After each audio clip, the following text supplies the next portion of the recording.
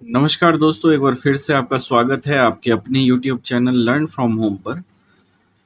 दोस्तों, बिहार एसएससी के previous year की श्रृंखला का यह 12वीं क्लास है और आज की क्लास में हम लोग डिस्कस करने वाले हैं बिहार एसएससी के द्वारा द्वितीय स्नातक स्तरीय संयुक्त परीक्षा जो मेंस परीक्षा हुई थी, इसके प्रश्न पत्रों को जो 2016 में आयोजित कराई गई थी। आप जानते ही हैं दोस्तों कि यह 12वीं क्लास है और इससे पहले वाली क्लास के लिए आपको इसी चैनल की प्लेलिस्ट पर BSSC PYQ के नाम से एक प्लेलिस्ट मिल जाएगा, जिसमें सारे एग्ज़ाम जो भी BSSC के द्वारा 2005 से अब तक कराए गए हैं, उसमें वो सारी क्लासेस आपको एग्ज़ाम बाय एग्ज़ाम मिल जाएगा, अरेंज किया हुआ। तो अगर आप चैनल पर पहली बार आए हैं दोस्तों, तो चैनल को सब्सक्राइब कर लें और उस प्लेलिस्ट को ज़रूर एक बार देख लें। तो चलिए दोस्तों, इस वीडियो को आरंभ करते हैं। पहला प्रश्न है, कौन सी एक समिति ने नागरिकों के मूल कर्तव्य को 1976 ईस्वी में सम्मिलित करने की अनुशंसा की थी? तो ये समिति थी दोस्तों स्वर्ण सिंह समिति।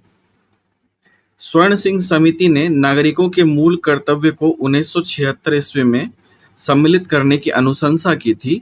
इसको ध्यान में रखिएगा, काफी महत्वपूर्ण है। स्वर्ण सिंह समिति के बारे में प्रश्न अक्सर आपसे पूछ लिए जाते हैं एग्जाम में। नेक्स्ट क्वेश्चन है, द टीम ड्रम किस नोबेल पुरस्कार विजेता की कृति है? तो ये है गुंटर ग्रास की कृति। पुस्तक का नाम है the team drum.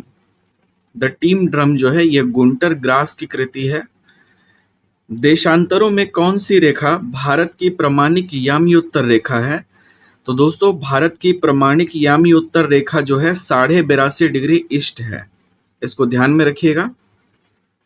Next question है, भारत में ब्रॉड गेज में दो रेल पटरियों के बीच मानक दूरी क्या रखी जाती है? तो ये होती है 1676 मीटर। 1676 मीटर का गैप पे दो पटरियां होती है रेलवे में। इसको ध्यान में रखिएगा। नेक्स्ट क्वेश्चन है, कर्नाटक के श्रवणबेलगोला में अवस्थित गोमतेश्वर की मूर्ति एक प्रमुख जैन धर्म स्थल है। इस मूर्ति की ऊंचाई कितनी है? तो दोस्तों, श्रवणबेलगोला कर्नाटक में जो गोमतेश्वर की मूर्ति है, इसकी ऊंचाई है 57 फीट। इसको ध्यान में रखना है।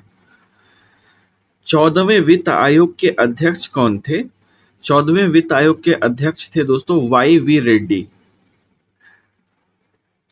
भारतीय उपमहाद्वीप का 7वां सबसे पुराना विश्वविद्यालय पटना विश्वविद्यालय कब स्थापित हुआ था?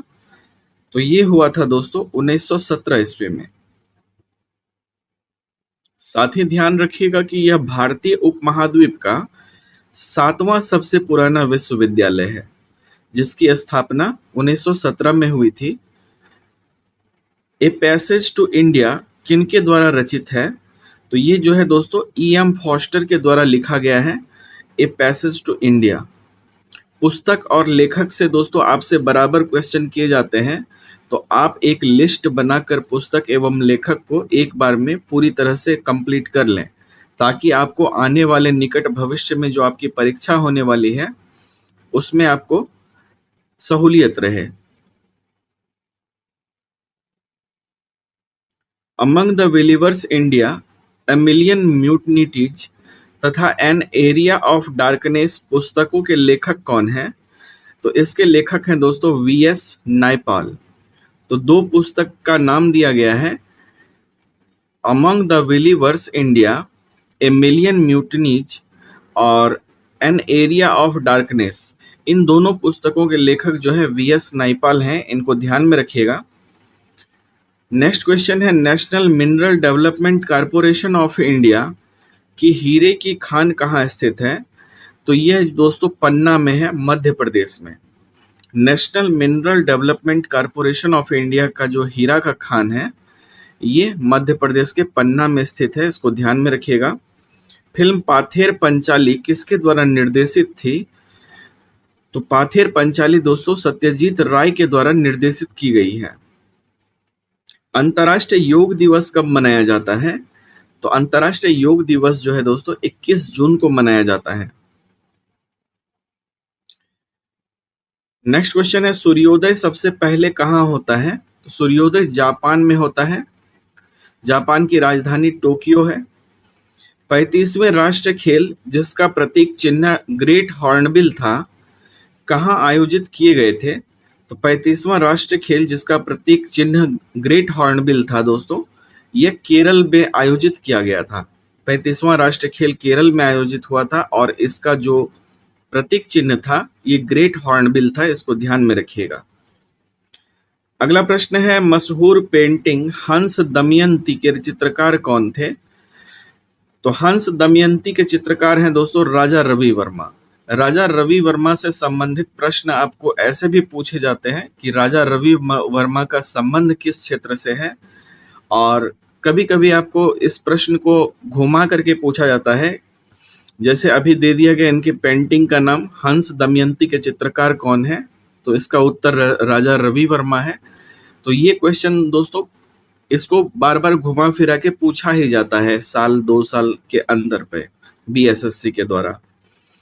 अगला प्रश्न है, मैला आंचल पुस्तक के रचयिता कौन थे? तो मैला आंचल पुस्तक के रचयिता फणीश्वर नाथ रेणु हैं, इनको ध्यान में रखिएगा। टाइगर वुड किस खेल से संबंधित है? तो टाइगर वुड का संबंध गोल्फ खेल से है। नेक्स्ट क्वेश्चन है, यदि राष्ट्रपति एवं उपराष्ट्रपति अक्षम अथवा उनकी मृत्यु कार्यकाल में हो जाती है तो कार्यकारी राष्ट्रपति कौन होंगे? तो ऐसी स्थिति जिसमें कि राष्ट्रपति या उपराष्ट्रपति अक्षम हो, यानी सक्षम न हो अपने कर्तव्य का निर्वहन करने में, या फिर उनकी मृत्यु हो जाए कार्यकाल के दौरान, तो ऐसी स्थिति में राष्ट्रपति का कार्यकारी पदभार संभालने के लिए सर्वोच्च न्यायालय के मुख्य न्यायाधीश को चुना जाता है। ठीक है दोस्तों, सर्वोच्च न्यायालय के मुख्य न्यायाधीश को। नेक्स्ट क्वेश्चन है, बोको हरम क्या है? तो बोको हरम जो है दोस्तों यह नाइजीरिया का एक आतंकवादी संगठन है, इसको ध्यान में रखना है। मरणोपरांत प्रथम भारत रत्न किन्हें दिया गया? तो मरणोपरांत अर्थात मृत्यु के बाद जो है सबसे पहले भारत रत्न प्राप्त करने वाले थे लाल बहादुर शास्त्री। जल्लीकट्टू सांडों की लड़ाई किस राज्य से संबंधित है? तो इसका संबंध है दोस्तों तमिलनाडु से। जल्लीकट्टू का संबंध जो है यह तमिलनाडु राज्य से है, इसको ध्यान में रखिएगा। अगला प्रश्न है, नर्मदा और सोन नदियां कहां से निकलती हैं? तो ये नदियां जो है नर्मदा और सोन अमरकंटक से निकलती हैं। कौन सा स्थान ब्रह्मा के मंदिर और पशुओं के मेले के लिए प्रसिद्ध है? तो ये स्थान है दोस्तों पुष्कर। पुष्कर राजस्थान में पड़ता है। यह ब्रह्मा के मंदिर और पशुओं के मेले के लिए प्रसिद्ध है। भारत का पहला ऑर्गेनिक राज्य कौन सा है? तो ये है दोस्तों सिक्किम। सिक्किम जो है भारत का पहला ऑर्गेनिक राज्य है, इसको ध्यान में रखिएगा। नेक्स्ट क्वेश्चन है, युद्धग्रस्त क्षेत्रों से खनन कर राजद्रोही गतिविधियों के लिए बेचे जाने वाले हीरे किस नाम से जाने जाते हैं? तो ये जाने जाते हैं दोस्तों ब्लड डायमंड के नाम से। काफ़ी इंपॉर्टेंट क्वेश्चन है। ऐसे क्वेश्चन आपको बहुत रेयर देखने को मिलते हैं और बहुत कम लोग इसका आंसर कर पाते हैं। तो ऐसे क्वेश्चन को आपको जो है एकदम नोट कर लेना है दोस्तों। एक बार फिर से इसको रिपीट कर देता हूँ, युद्धग्रस्त क्षेत्रों से खनन करके, यानी जहाँ पे युद्ध चल रहा हो, गोलीबारी चल रही हो, और ऐसे जगहों पर राजद्रोह गतिविधियों के लिए बेचे जाने वाले हीरे जो है ये ब्लड डायमंड के नाम से जाने जाते हैं। नेक्स्ट क्वेश्चन है, शराबबंदी संविधान की किस धारा में निर्देशित है? तो शराबबंदी जो है दोस्तों ये संविधान की धारा 47 में निर्देशित है। नेक्स्ट क्वेश्चन है, भू स्थिर उपग्रह किस दिशा में घूमते हैं? तो भू स्थिर उपग्रह जो है यह पश्चिम से पूरब की ओर घूमते हैं। नेक्स्ट क्वेश्चन है, the old man and the sea नामक संक्षिप्त नोवेल अर्थात उपन्यास के लेखक कौन थे? इसके लेखक हैं दोस्तों अर्नेस्ट हेमिंगवे। अर्नेस्ट हेमिंगवे ने the old man and the sea नामक एक संक्षिप्त नोवेल लिखा था, इसको ध्यान में रखिएगा। नेक्स्ट क्वेश्चन है, भारतीय संविधान का कौन सा अनुच्छेद राज्यों में संवैधानिक तंत्र के असफल हो जाने की स्थिति में राष्ट्रपति शासन का प्रावधान करता है? तो ये है दोस्तों भारतीय संविधान का अनुच्छेद 356, जो कि राज्यों में संवैधानिक तंत्र के असफल होने की स्थिति में राष्ट्रपति शासन का प्रावधान करता है। नेक्स्ट क्वेश्चन है, नोबेल पुरस्कार किस देश के द्वारा दिए जाते हैं? तो नोबेल पुरस्कार दोस्तों स्वीडन के द्वारा दिए जाते हैं, इसको ध्यान में रखिएगा। बनारस हिंदू विश्वविद्यालय एक्ट 1915 से बनारस हिंदू विश्वविद्यालय की स्थापना प्रशस्त हुई, इसके संस्थापक कौन थे? 1915 में इसकी स्थापना होती है दोस्तों बनारस हिंदू विश्वविद्यालय की, और इसके संस्थापक जो थे ये मदन मोहन मालवीय थे, इनको ध्यान में रखिएगा। पंडित मदन मोहन मालवीय ने ही बनारस हिंदू विश्वविद्यालय की स्थापना 1915 में की थी। हरा सूचकांक किसके द्वारा विकसित किया गया है? तो हरा सूचकांक जो है दोस्तों यह विश्व बैंक के द्वारा विकसित किया गया है। अगला प्रश्न है, संविधान सभा के संवैधानिक सलाहकार कौन थे? तो संविधान सभा के संवैधानिक सलाहकार जो है बेनेगल नरसिम्हा राव, ये थे बेनेगल नरसिम्हा राव। अगला प्रश्न है, पेनिसिलिन की खोज किसने की थी? तो पेनिसिलिन की खोज की थी अलेक्जेंडर फ्लेमिंग ने। अगला प्रश्न है, आनुवांशिकी के जनक वैज्ञानिक कौन थे? तो आनुवांशिकी के जनक वैज्ञानिक थे ग्रेगर मेंडल। नेक्स्ट क्वेश्चन है, एक कार्बन क्रेडिट किसके समतुल्य है? तो एक कार्बन क्रेडिट जो होता है दोस्तों ये 1000 किलोग्राम कार्बन डाइऑक्साइड के बराबर होता है, अर्थात समतुल्य होता है। कौन सा तत्व सोलर सेल में उपयोग किया जाता है? तो सोलर सेल में उपयोग किया जाता है सिलिकॉन का। नेक्स्ट क्वेश्चन है, इलेक्ट्रिक बल्ब में फिलामेंट किससे बना होता है? तो फिलामेंट जो है दोस्तों यह टंगस्टन का बना होता है। मिनी माता व्याधि का मुख्य कारण क्या है? तो मिनी माता रोग दोस्तों पारद विषाक्तता के कारण होता है। नेक्स्ट क्वेश्चन है, कार की बैटरी में किसका इस्तेमाल होता है? तो कार की बैटरी में सल्फ्यूरिक एसिड का प्रयोग होता है। गाय की गर्भवती कितनी गर्भ अवधि जो है दोस्तों गर्भावधि ये कितनी होती है?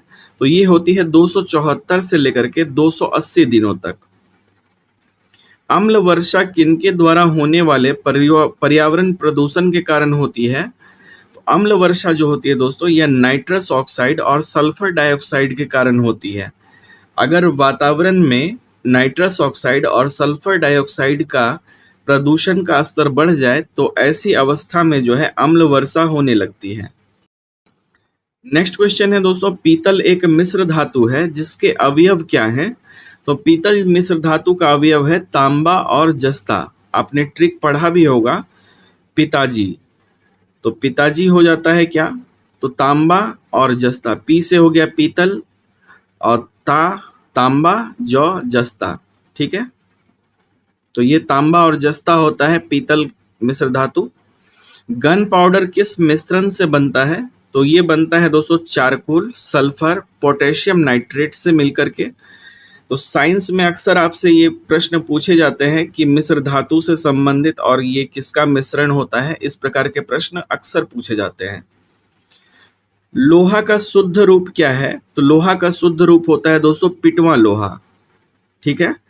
साबुन किसका सोडियम सॉल्ट है? तो साबुन जो है स्टीरिक अम्ल का सोडियम सॉल्ट है, सोडियम लवण है, इसको ध्यान में रखिएगा, सोडियम सॉल्ट है दोस्तों।